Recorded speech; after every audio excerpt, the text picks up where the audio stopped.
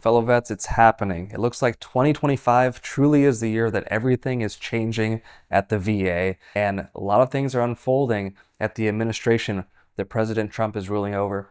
We'll go into further how the Trump and Elon Musk sort of breakup affects us in a future video in terms of veteran benefits. But already we are looking at massive layoffs that are going to continue at the VA.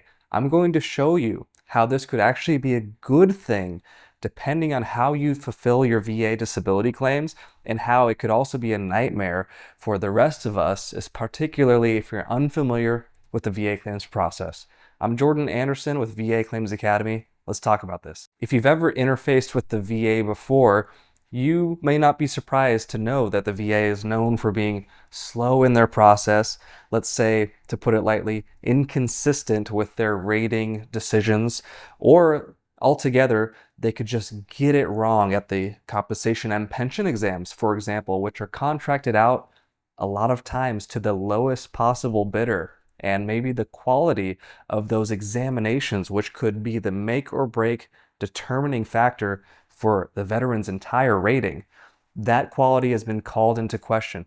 Well, a lot of things are changing. And if what this article says is true, which is that an internal memo says that 80,000 or more VA employees could be laid off from now, this could affect a lot of things moving forward. Now, over the last few weeks, a lot of veterans have been protesting that these cuts could have a negative impact on maybe wait times, on perhaps even quality of care, in fear of being understaffed, staff shortages. The VA already has had an issue with being maybe too many veterans per people available to help them, especially regionally bound in certain locations where that ratio is thrown off.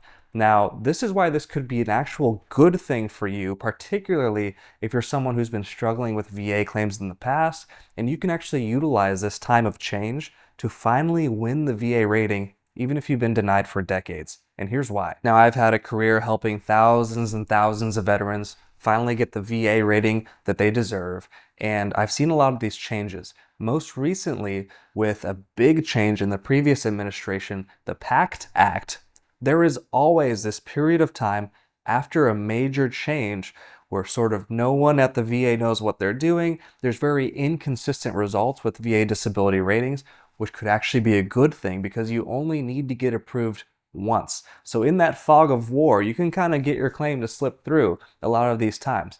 But even after that confusion, what I have noticed when there's these large changes, especially trying to get more efficient, which is what the administration says they're trying to do. We'll see how that is executed, whether that's more efficient or not. But regardless, if you have less people, there's going to be more automation. And again, in a next video or a future video, we're going to talk about Elon Musk's imprint on the automation at the VA, talking about artificial intelligence and what that means now that he's exited. But regardless, you have 80,000 less individuals at the VA to be given time to look at your VA claim. What does that mean? That means that for those individuals who are just trusting a free veteran service organization that they're going to hustle and bust their butt and file the best possible claim for free, a lot of times these are not going to contain the keywords, the correct evidence. They're not going to tell you, hey, make sure you write a lay statement, make sure you get a nexus letter. These type of claims are going to be denied at the system level. I think no longer are these claims even going to be scheduled for a compensation and pension exam. The denials are going to get even faster.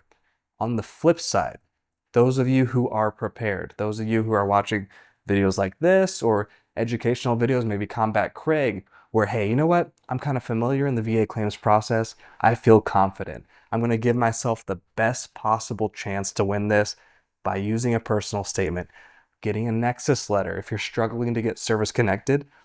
These are going to be able to contain sort of keywords, almost like a resume now, where at the jobs, if you're trying to get hired, the system itself is filtering these things out.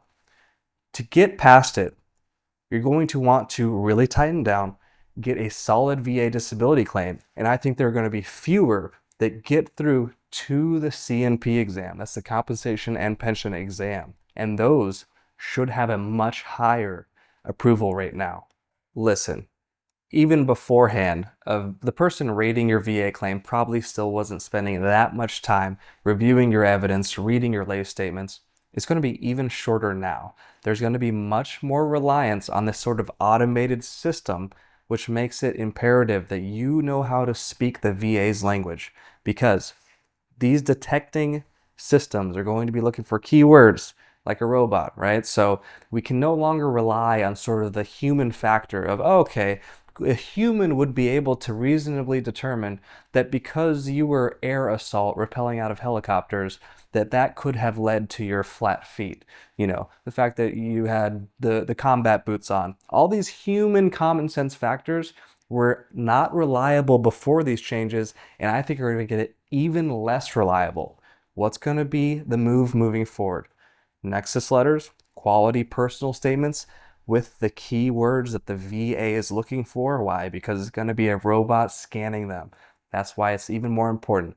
Keep watching these type of educational videos. I think those of you who are on these videos, who are educating yourselves, are going to do even better after these efficiency sort of changes. Let me know your thoughts down below. Do you think this is going to be a nightmare in its execution, or do you think this could actually be a good thing, again, for you select few who are educating yourselves, or will it be a bad thing for everybody? Curious to hear your thoughts down below.